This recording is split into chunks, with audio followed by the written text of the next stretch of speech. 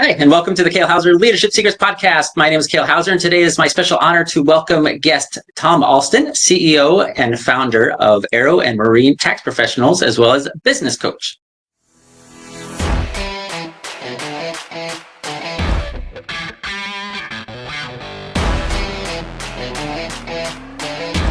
Hello, everybody. Welcome back to the Kale Houser Leadership Secrets podcast. Like I said, it is my special privilege and honor to welcome Tom Alston. Tom, thank you so much for joining me today. It is my pleasure to host you and kind of really pick your brain about leadership and business. So if you're going to pick my brain, should I get some Band-Aids? That might be a good idea because we're going to try to go a little bit deeper on this podcast, although let's try not to turn it into a 2 or 3 hour if we can. All right. That's hard for me to do, but go right ahead. I believe it. That's why I control. But you have the off. You have the off button. So anytime you want to just shut me up, just turn it off. I love it. Yeah. So, audience, if you hear some random muting in the course of this podcast, you'll know why. All right. So, Tom, for those of you that don't know, he is the founder and CEO of Aero and Marine Tax Professionals, and we'll get to he'll explain exactly what they do for that part of things. But he's also a business coach. So he's moved into that realm of teaching other people what he knows. Currently, he's running a team of about 10 people. Yes. Talk to us a little bit about, the challenges that you have with that, how you got to that number. Is that your ideal number? And those types of things of running a team that size in your industry. My ideal number is 400 employees. That's my goal. It's a part of my goals that I write down every day, because that would mean I would be doing $100 million in revenue. If you follow Brandon Dawson, he says you should be generating $250,000 annual income per employee. So I like 400. I used to be a district manager for Kmart. I used to own and operate the world's largest race car building company, and I had like 55 employees then.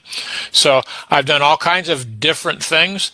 Some of them I did really well, and some of them I screwed up. And I know more things not to do than I know things to do.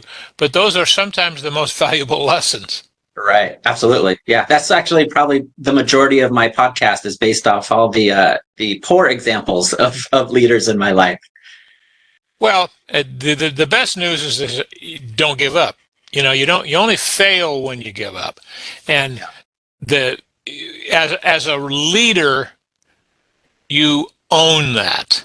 And I remember the first time I wanted to go into business for myself, I thought, oh man, I want to be in business by myself. I can make all my own decisions. Well, not only does it mean that you get credit for all the wins, it means you own all the mistakes. And you just have to keep going. But the more people that you gather in an organization, which is when leadership really comes into play, you have to take responsibility for their lives. And probably the most important thing I've learned is if your employees have money problems, you have money problems. Not because you make their problems, but because you're hiring people.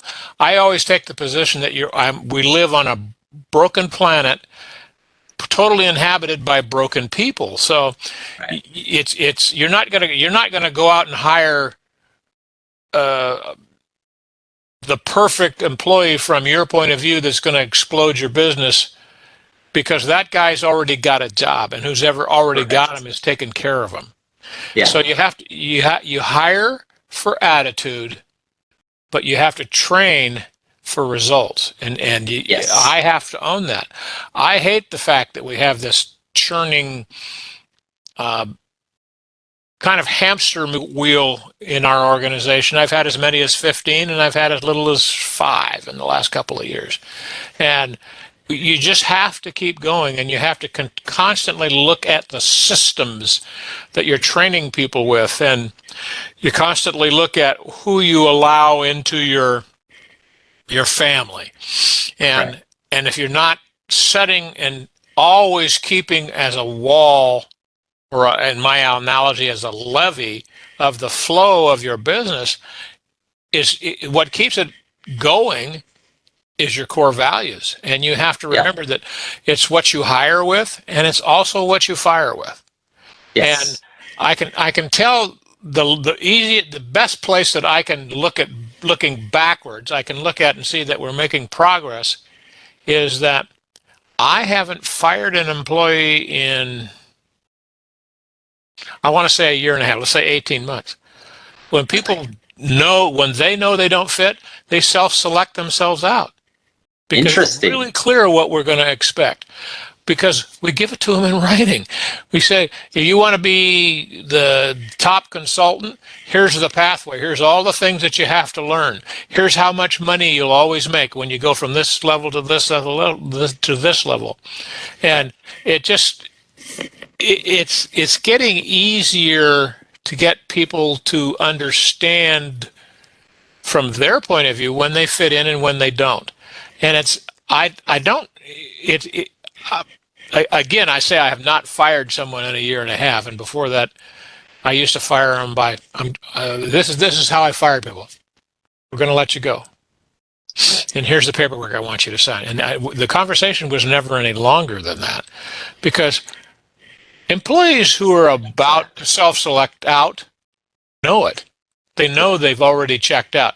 Most people actually stop working for you months before they ever declare it. And Big time. if I'm watching what's going on and I watch their graphs and I watch their stats, I'll see it instantly. Yeah. And you know, that's why I really, really am a great proponent of management by statistics. We keep graphs on lots of stuff.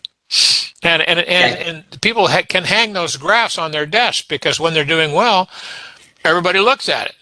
Yeah, absolutely. They don't like it when their graph's going like this, but you know, it's just, it's not a secret. You know, if you're not doing well, everybody knows. If you're doing well, everybody knows. And that makes it really simple for people to understand when they're not doing something. And then the other thing that we do is twice a month, we get together with people and we go over their personal, professional, and financial goals, because it's our obligation as leaders in the organization to try to align the company goals with their goals, because if I can keep those aligned, I can motivate people to stay. And if they stay, they only get to stay if they're actually producing a good graph, and that's constantly in a slight uptrend is a condition of normal. Continued over a long time, that becomes an affluence. But you can manage a company without any emotion. You don't have to get mad. You don't have to yell. You don't have to scream. You just point. Or actually what you do as a leader is you just look. You're constantly looking at the graphs. An employee knows how they're doing. They always do. I mean, it just, we're human beings. We don't want to. We hope nobody else notices, but everybody does, because it kind of shows on your face. Yeah.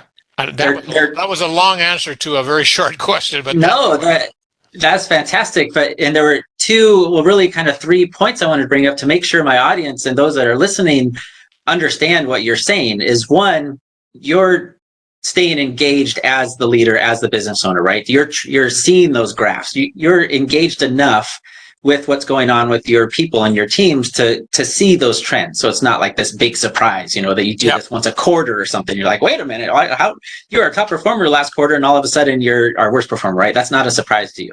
The second thing that you talked about is, you know, your conversation at the termination point is, you know, we're letting you go.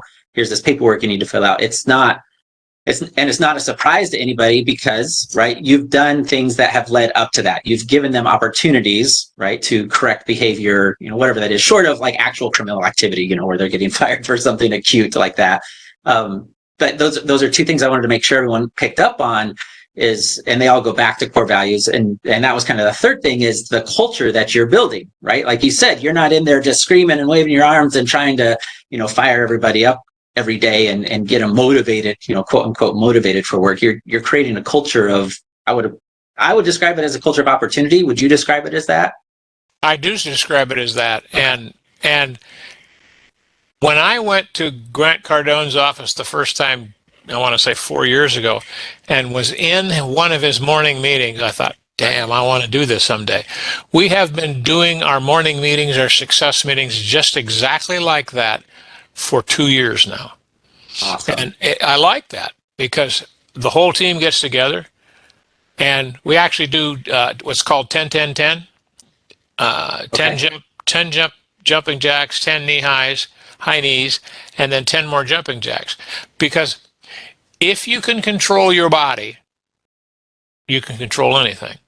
So Nice. where we start out the morning with showing everyone that they can control something that's up to that point probably was a little out of control. And it's, it gets your blood pumping and it has lots of things. Then I go into training and I start training with what's called a smile drill. Two people stand. I learned this from Todd Straw. You just stand and look at each other and smile. And then I learned this from Dave Robards. How do you smile? Smile like you're crazy. Because Grant does that all the time. All the time.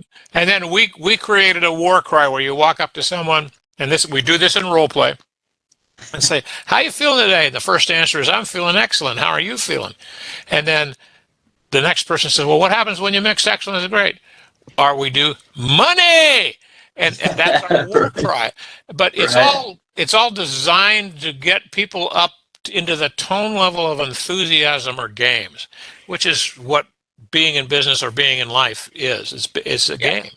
And it's easy. And go ahead. No, I was just going to say, and that's a fine difference. What you're describing, some are sitting there. I can hear it in their brain. They're going, "Well, you're just trying to motivate your team." But there's a fine difference between motivating and building that culture of basically excellence and top performance, right? Because you got to understand something. Motivation is an inside job. Yes. And if you're looking outside for motivation, you're looking in the wrong place. I don't motivate people.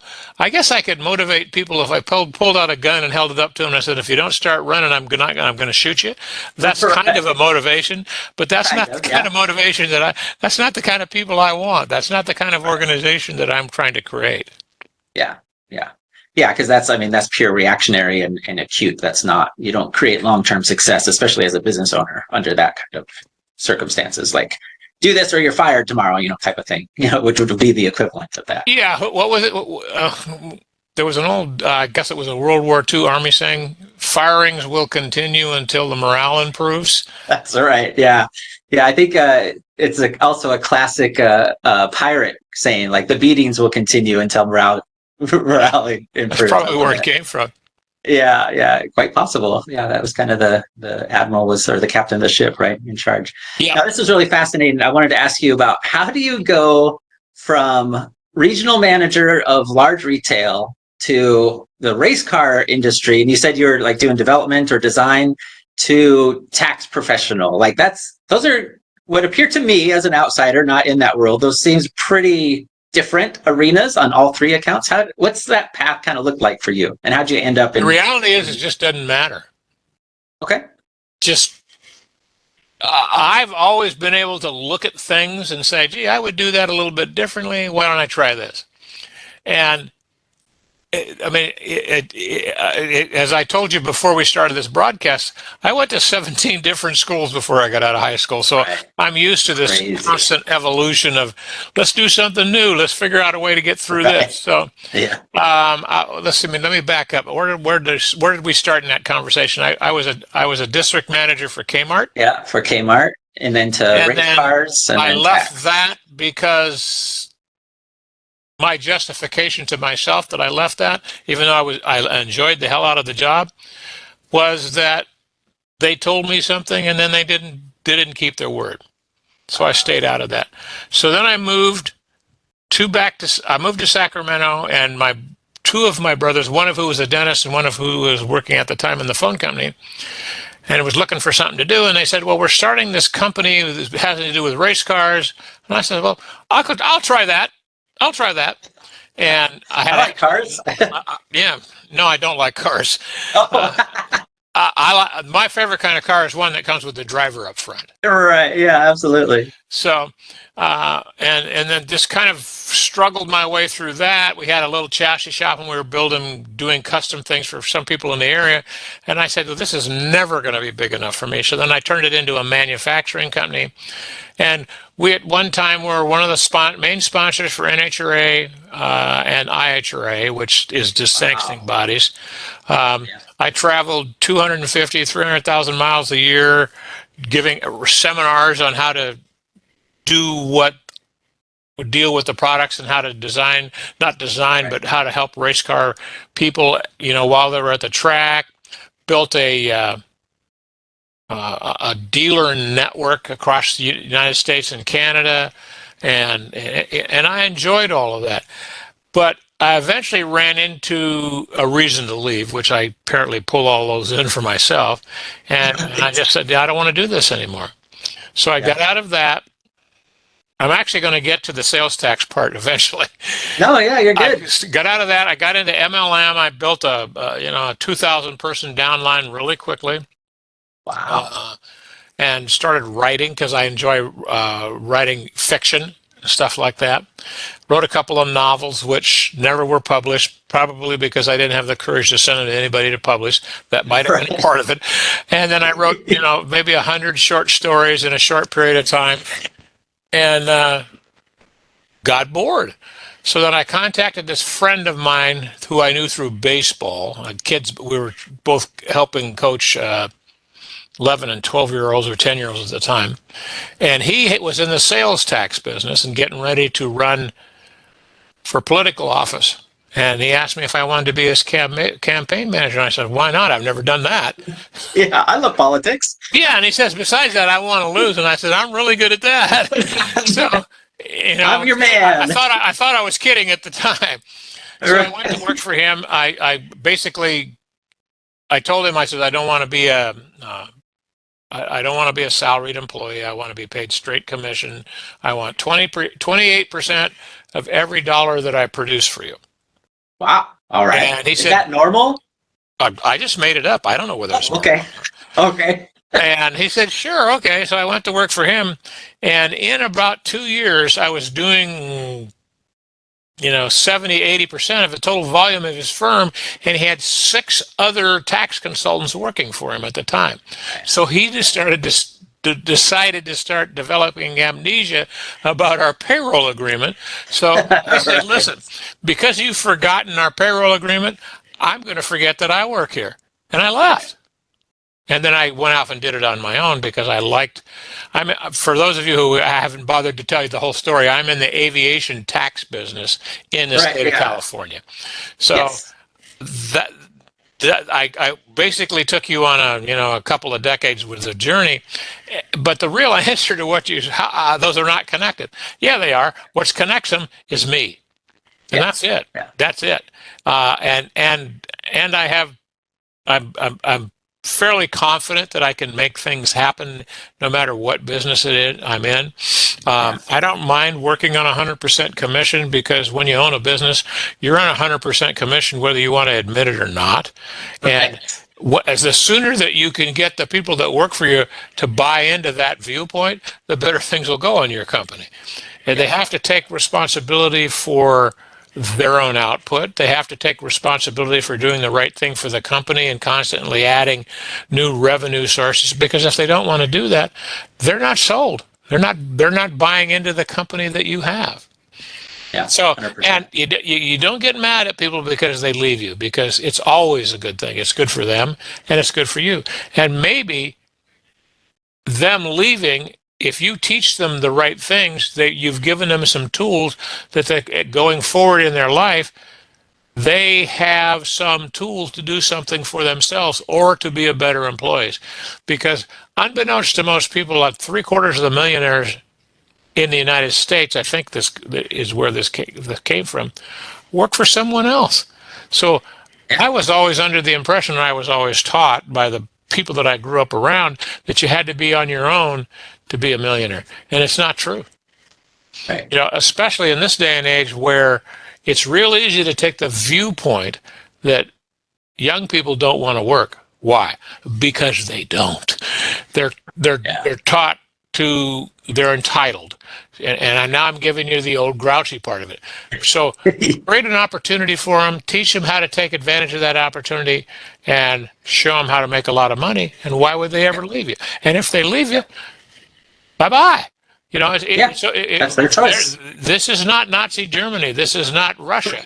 This is not, you don't have to work for me if you don't want to. Yeah. It's that simple. Yeah.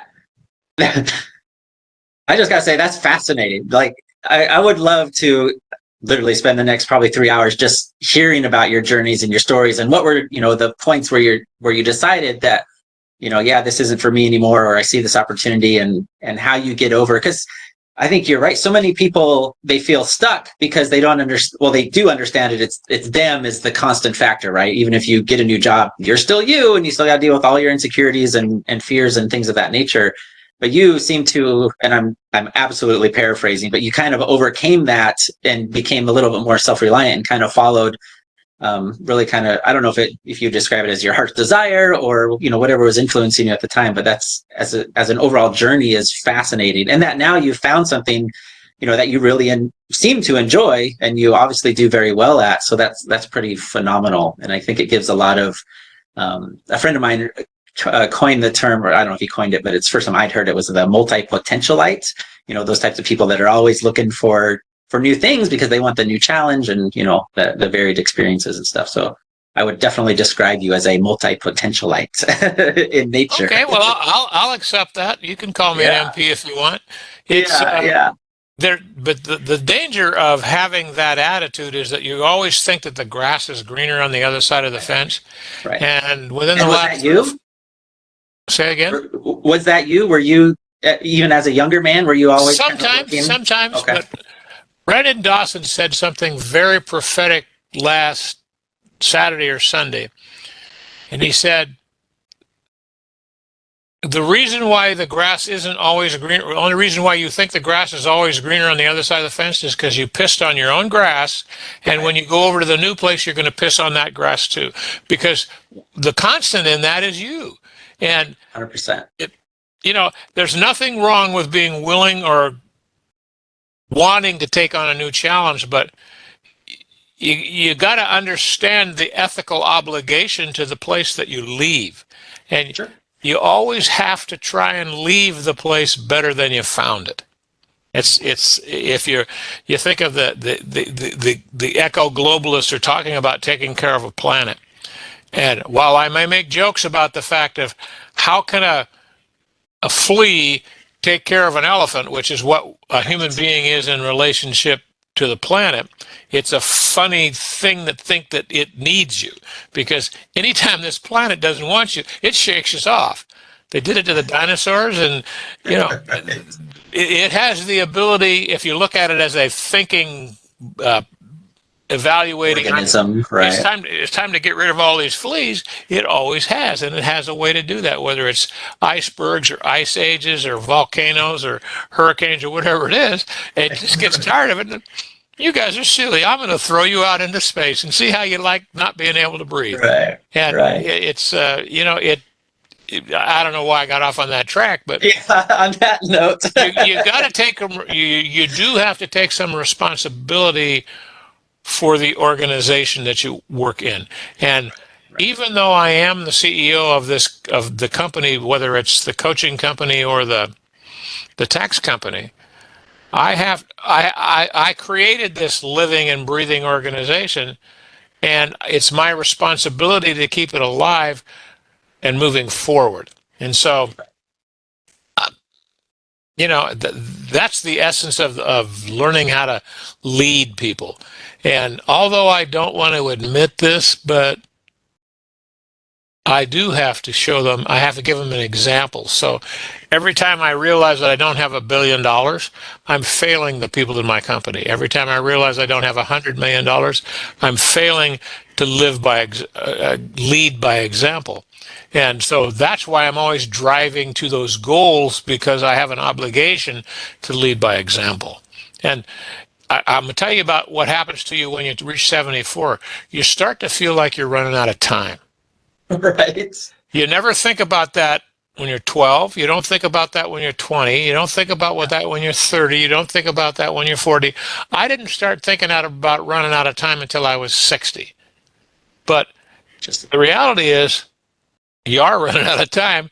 And I actually think that's why Grant Cardone always talks about you take yourself to zero or go back to broke, because it would continue to motivate you. And if you understand the simple concept of a normal graph, it only has to be one better each time. And that means it's constantly going up. If it goes up over 50 years, you've created a tremendous affluence. Right. Yeah. Yeah. I did want to ask you about your company, because when I first heard about what you do with Aero and Marine tax professionals, I didn't even know companies like you existed, but I can totally see the need for it. Can you give us a short rundown for our audience of just what it is that you do with the tax professional side? I help people who are buying airplanes, who are going to be using them in California, legally avoid paying the sales tax. So for example, let's say just use a sales tax of 10%. If you buy a $5 million airplane, the potential sales tax on that is $500,000. There's a process that I take people through that's established by the laws and regulations of the state of California, where I just took their system and I control it. I was about to use a terminology of 8C, which stands for control. And that's what I do. And how I got there was that when I was in my friend's office doing the sales tax stuff with him, I studied all of the cases for about 20 years in the format of documents called a decision and recommendation. And while I was going through it, I wrote down all of the failure points or all the weaknesses that the state could attack. And I just apply 100% of those failure points to 100% of my clients, which is why not one of my clients has ever paid a dime in tax. We regularly save people $63-62 million a year. Wow. And this is, I'm as the really proud to say that that's money that I kept out of the pockets of the Socialist Republic of California. Yes, and the rest of us are as well. The rest of the United States as well. Because this is basically is this luxury items? Is this only for business type expenses? Like what about like a motorhome? Because motorhomes aren't cheap. 10% of motorhome would be significant. Great question. As well. You can, as long as you want to use them in the manner that these exemptions prescribe, you don't pay tax on them. So there's a financial analysis of a risk versus what it's going to save you. For example, if a guy's spending $100,000 on a motorhome and he's in an 8% tax, his tax is $8,000. Our minimum fee is $4,500 to take him through that. So at the best, he's going to net is $35,000. Yeah. Some people will say to me, I'd rather give you 100% of the money than give any to state. I says, okay, but I want you to understand, you've made that decision, and here's the numbers. I want to make sure that you understand. And there's going to be some work on your part to do that. But as the price goes up, it's a no-brainer. We never lose. Yeah. We never, ever lose. In fact, I just announced a new program that for 2% of the purchase price, as long as it's more than $450,000, we'll pay the tax if it fails. Why do I do that? Because granted said make a big claim.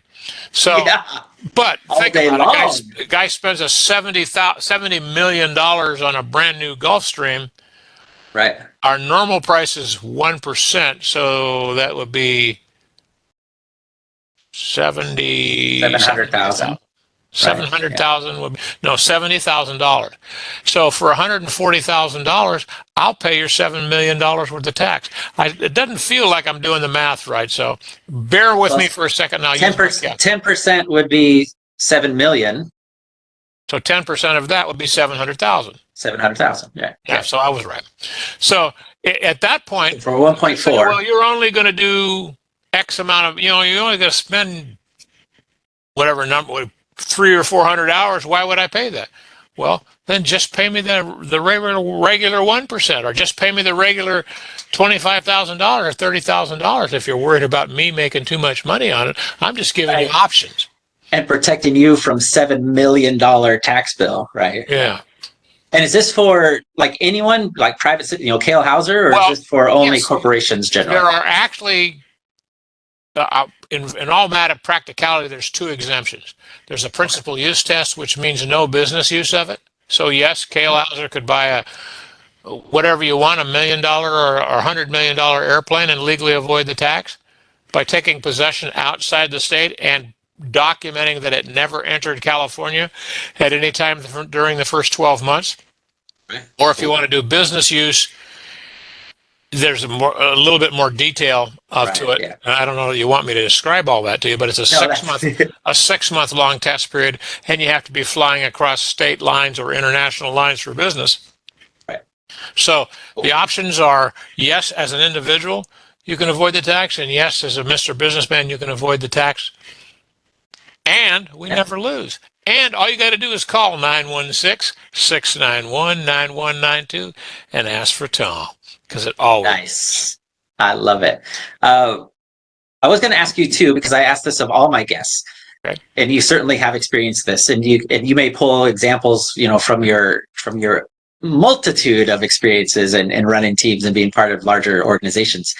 How have you found a difference between managers versus leaders? Like, is there a difference in your mind? Are they one and the same, or do they have distinct differences and roles? Leadership is leading by example. Right. Managers is, I'm sure you've heard Grant talk about managing time. You don't want to manage time. You want to create time. So, but that's still a control point. All of it is about control, managing and leading. It's just how you approach it. If leadership has to be done from a much higher tone point than managers have to get involved in it and do things, and that's why they're generally called mid-level managers, because they're actually somebody who came up from the ranks, and they're maybe like a sergeant or maybe a lieutenant in the Army, who are controlling smaller groups and staying connected to the colonels and the generals that to understand what the overall mission is. But I don't know if I've done a good job of answering your question, but they're actually two different ways to accomplish the same thing. I will tell you this, though. You cannot go all the way to the top in an organization as just a manager. If you want to go all the way to the top, you've got to learn how to lead, because you got to get people to follow you. And the higher you go in any organization, the more people who are effectively beneath you, and that's not actually the right word, but the group. I coached high school baseball for 40 years, 4 decades, to be technically correct. And I learned more about management by coaching high school baseball than I did running a business, because, well, first of all, it was easier to get their attention because the guys that came out for baseball, as opposed to the guys that were in English, were there because they wanted to be. And the guys who were there in the English class were there because they were told they had to be. Yeah. And I had control of the lineup card. I had control whether they all had to come to practice every day and do all the drills, but some of them never got to play. Why? Because they weren't very good, they weren't a good teammate, and they didn't make their way into the lineup. And then the few times that they, during the summer, during the winter, where they had their opportunities, they got in and they failed. So as the leader of the team, it was my obligation to the team to put the best 9 team members on the field at one time. Not the guys I liked the best. Not the guys that were someday going to get a major league contract. Because I had a guy for me who was a #1 draft pick. And really? That's pretty cool. Yeah, well, I didn't like him. That was because he was an asshole. Because he was so into himself that he was made fun of everyone else. Here's a guy who was born with a body, so he should thank his mom and dad, that gave him all the right kind of muscles that, when he did certain things, he just got more results out of it. And he just thought it made him godlike. And, and I told him, you should not, even if they offer you first-round draft pick money, don't take it. You need to go to junior college for a couple years, because you better grow up. Otherwise, your whole baseball thing is going to evaporate. And it did. Flashpoint. Yeah. Writing was on the wall with the attitude. Yeah.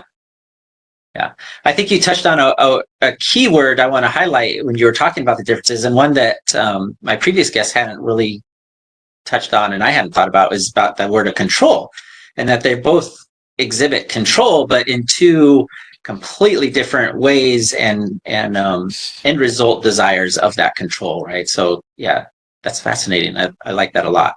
about managers really are kind of more that what I would describe as an acute control, right? Like this is what, in your high school baseball example, I'm managing, this is the workout of the day, and these are the things that you need to do in order to make the team, versus a leadership type of control is, like you said, I'm controlling the card to make sure as a team we present our best foot forward in order to, win and do all those things. Well, speaking of control, I want to explain something to you. There's no such thing as bad control. All right. Aha. Further explain.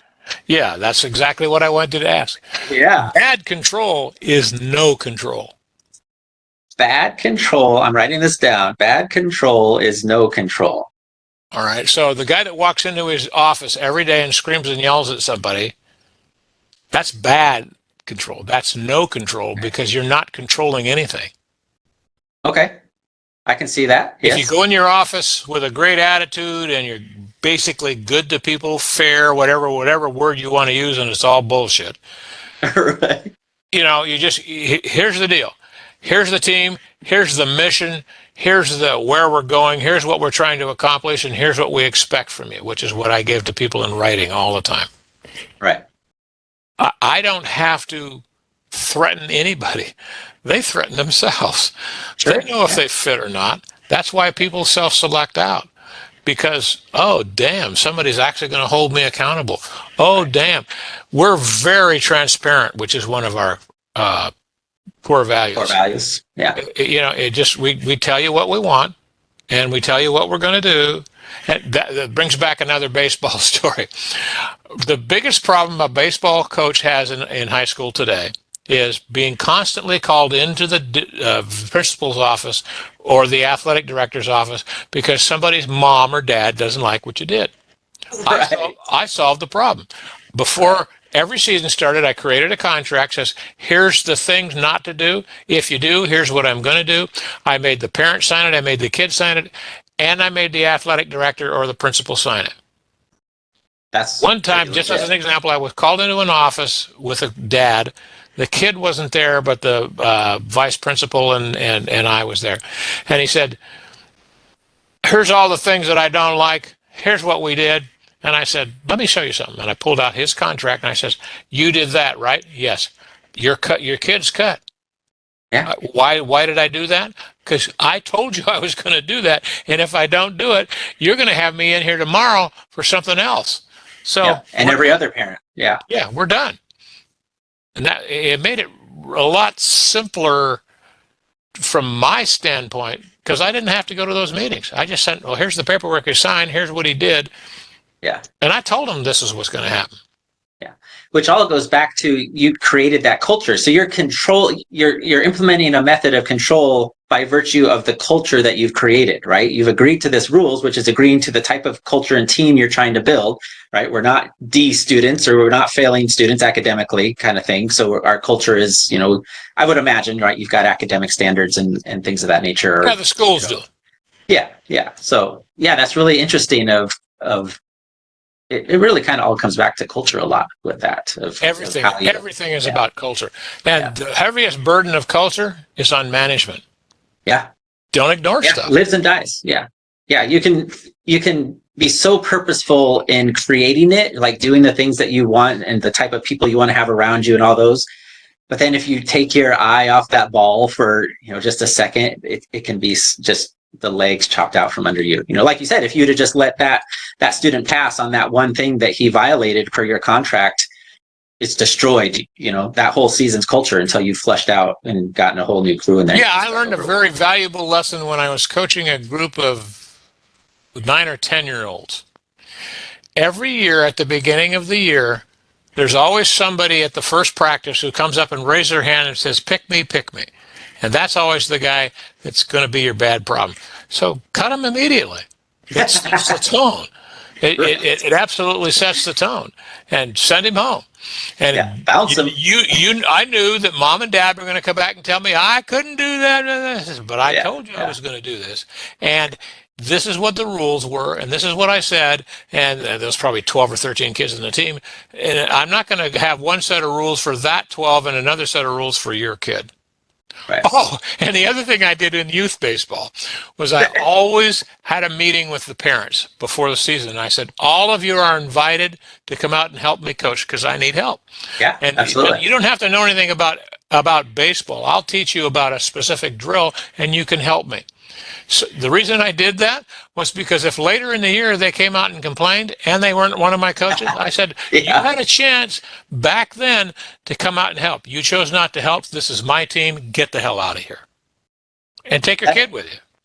that reminds me of, so back in my younger days, because in the Air Force we had to volunteer and all this stuff. So I volunteered as an umpire for our local little league there, which was fascinating. I loved being around the kids, and I did. Usually, I was the 8 and under kind of league, so it was very much a learning league. It was low competition, high on learning, high on everything else. But one of the rules that our particular Shalimar Little League had put in place, and I would imagine it was probably nationwide, just the Little League organization for that age group, was no heckling allowed from the stands, like from the parents. And they had to do this because, again, these are like 8 years and younger kids that are, most of them, just learning the game and stuff. And I'll never forget this one lady who was sitting right behind me in the cage as I'm umpiring behind home plate, and because this was pitching machine is what it was doing, and she's heckling this kid on the opposite team of her sons, right? And I'm like, what's going on? First of all, you got to be psycho to be heckling like a 6-year-old at a little league game. And I turned around to her, and it was so funny because the way it was, the sun was like right behind my head, like looking at her, right? So she was kind of looking up into the sun in my face. I go, ma'am, just as a reminder, in case you didn't know, we don't allow heckling in this league, right? This is a learning league. We try to, make it to where kids aren't crying off the field because some random adult is, ridiculing them and stuff.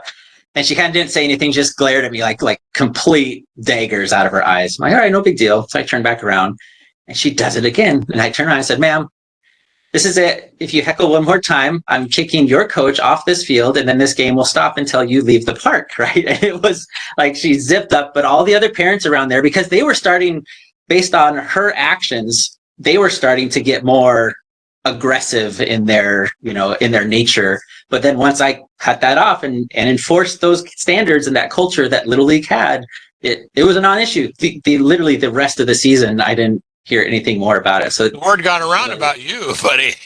probably, yeah. There's just no room for that, beyond just the rules. It's just basic human decency. But as you are well aware, parents kind of go crazy when their kids are involved in competitive sports. Yes, they do. Yeah, it's pretty funny. Wow, this has been really fascinating. We've touched on a lot of different subjects. I do want to, how do people get into your world if they want to, you provide your phone number, and that will definitely be in the link in the description below. How else can people get a hold of you? Say, like, I'm looking at buying my $70 million jet in California. How do I get a hold of you if I want to learn more from you, Tom? Well, first of all, my phone number, and I'm going to say it again, is 916-691-9192. And then I'm going to give you an example of the difference between me and other people like attorneys and CPAs. I'm going to give you my cell number. It's 916-769-6304. You can look me up. My Instagram handle is Thomas A. at that sign at Thomas A. Alston, ThomasAALston. I have a YouTube channel. There's thousands of videos on there. There's coaching videos. There's sales tax videos. There's all kinds of stuff on there.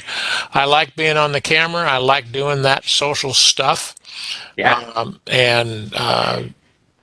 If you call me in non-working hours, which I'm in California, so think of us, we're here at 7 and I'm out of here by 4:30, 5 o'clock. Call my cell number. I'll answer it. And Sweet. if you call me and don't leave a message, that means what you called me about wasn't very important to you. Right. Yeah. If you leave me a message, I'm going to call you back. I love it. A businessman that's not afraid to interact with their public and their clients. I love that. That's good. Like, wow, what a concept, right? Yeah. I love it.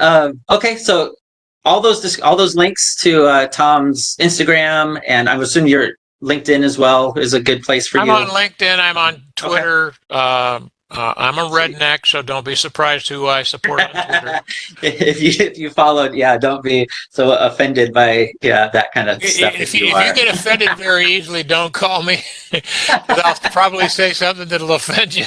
Right, And right, it's not because I don't love you, and it's not because I can't save you taxes. It's just who I am. right. And you have earned that right. I love it. And all those descriptions will be in the or all those links will be in the description box. Tom, anything, final words, parting words, any like projects you got coming up or things you want to share finally with the audience? You asked.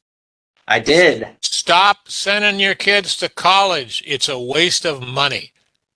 All right. I'm But telling you what if I that want to right be a now. doctor? If you want to be a doctor or a nuclear physicist, you can kind of go Pick through that wisely. process, but make your kids pay for it. And if they get student loans, make them pay the loans back. There has to be some exchange. The minute you allow people free education or free food, you are creating criminals. And that goes for your kids. And I'm going to tell you this other little thing, a little plug for Grant Cardone. If you take your kid at 6 or 7 years old and give him the millionaire booklet, or you put him through Cardone University and make him go through the whole thing and keep going through the whole thing from, say, 8 or 10 till the time he's 25, he will create more money, he'll be happier, he'll be more confident, and he'll be at the top of the pile. And he'll be able to take care of you in your old age, if you That's want to right. take it from a selfish point of view. The college is the biggest ripoff in the United States. Agreed. The biggest ripoff. If you shrunk the college community of schools down to the physicists or the doctors and did away with all the Engineers. useless degrees that they have there, Yeah. you'd probably cut the amount of colleges by 75, 80%. And Yeah. you'd cut them down to people who have a valuable final product or skill set that the country wants. What you have now is a whole system that's designed to create slaves and robots for the big corporations. That's all I have to say about that. No, I love it. That reminds me. So I went to University of Hawaii on a scholarship because I was in the Air Force at the time. So it was an Air Force scholarship. But I was also working and doing other things. But I went for mechanical engineering because that's what I wanted to do. I wanted to be an engineer and do all those things. But I remember, and of course, the college to be well-rounded education, I had to take a music class one summer, right, to do my whatever elective kind of thing. And I remember, no joke, going, because engineering attracts a certain kind of person, right? Not just everybody goes, I want to be an electrical engineer or mechanical or civil, whatever.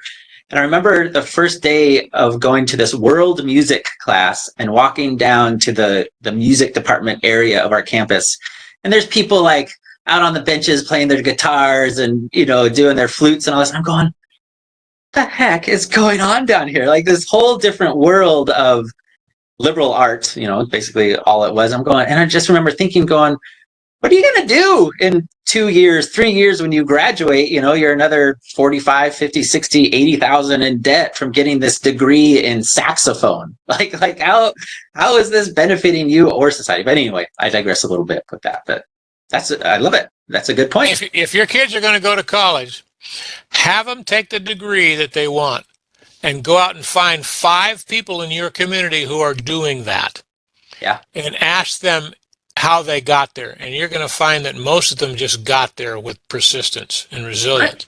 Right. Yeah. And the one guy that did go to school, God love him.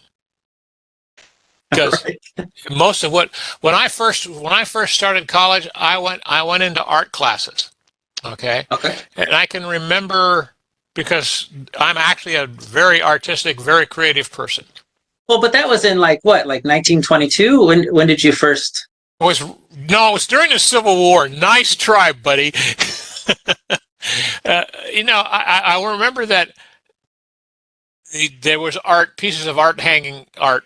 Right, somebody was painting a chapel ceiling. And I said, well, for example, I think that's not art. I could do that. I could be completely drunk right. and blind and create that. And little did I know, but that painting had been painted by my teacher. So No way. Yeah, absolutely. But because I'm perfectly willing to say about how I feel about things, I paid the price for it. Right. That's But awesome. it's like you're not going to teach someone by, you got to put, everything goes in gradients. And at each end of each gradient, each step, there has to be a doingness scale. You have to actually show that you can put it into the physical universe. If you don't do that, you're wasting your time. And if you let people who judge that ability to go up not have any skill set, it's like a guy who's a very, very famous author and wrote lots of books. Now, it was in the 30s, but he would go and give a day lecture, he'd be in a creative writing class, and he shocked people when he told them, "What's the number one job that you guys are supposed to be doing? Right. What's the number one way do you develop a skill? Right." And and he wrote probably 25, 50,000. I don't remember what the number is. I'm making this part up. Right. Words a week or a day, whatever it was. Yeah, and they were shocked because at that point, and they were in this group that he was talking to was in their third year or fourth year, so they're juniors or seniors. They've written maybe 1,000 words. Yeah. Now, if you're training to be an author, which in those days was probably just starting to be typewriters and gone from pens and paper, and you don't expect to write a lot. Yeah. Okay. So if you want to send your kid to college, make him declare what he wants to do, make him go out in your neighborhood and interview 5 people who are doing what he says he wants to be doing, and find out what their pathway was to get there. And if they all went to school, then the other question to ask him is, how much money do you make every year? Yeah. 100%. If you don't do that, and you've accumulated, let's say, $40,000 or $50,000 a year, or if you go to a school like Duke and it's 70, or you go to Harvard and it's probably 100 a year, and you're going to come out of school with $500,000 worth of debt, best case, yeah. What's it going to? I can't imagine being 22 years old, graduating for college, and buying a house at $500,000. That's basically what you're doing. Yeah. It makes no sense. It makes absolutely no sense, and it's the parents' fault, because they pay for it, and all their kids are doing is smoking dope, drinking. We love them. Drinking. I want to support my child. Yeah. It's funny, but my wife Liz is. Let them all come over to your house and smoke dope. And I know, beer. Right? My, because it's right now. It's kind of graduation season going on right now, depending on when you're listening to this. But it's late May, and a friend of my wife's, a friend of Liz's, their daughter is graduating high school and getting ready to go to college. So she's just asking, "Oh, what's her plans?" So like, "Oh, she wants to go to college for screenwriting." And I remember looking at Liz going, first of all, I didn't even realize that was a thing, but it also doesn't surprise me that some college invented a screenwriting, bachelor's degree type of thing. And I'm going, and I thought to myself, that exact same thought process that you just said of, has she talked to anybody that is successful screenwriters? And how did they get to be successful? Did they get that degree from, whatever university in English literature and that was the path? Or did they just sit down and start writing really good screenplays and start pitching them and get picked up because they did it while they were, waiting tables or whatever? So, or did they have to sleep with Harvey Weinstein? Right. Probably during a certain set of years, there were definitely those examples. But yeah, it's really fascinating. Yeah. Man, Jack, thank you so much. I really appreciate it. This has been really phenomenal. I'm glad you liked it. I enjoyed it. And anytime you want to have me back, I'll come back. All right, I will take you up on that, because we're going to need updates on the one of the 50 different topics that we touched on during this talk. Anytime, brother. Anytime. All right, everybody. Make sure you check out Mr. Alston's links and his social media. Subscribe to his channels, and definitely, if you are looking to purchase a $70 million or a $100 million aircraft or boat, get in touch with him. You can save or if you're looking for money, one-on-one coaching on how to improve your business. Yeah. We didn't even talk about that, so we'll definitely have to have you back on so you can kind of go through what your process is for that. So okay, we'll have that on a future episode. Awesome. Yeah. Everybody, no matter where you're at in the world, thank you so much for joining us. Have a fantastic afternoon. Bye.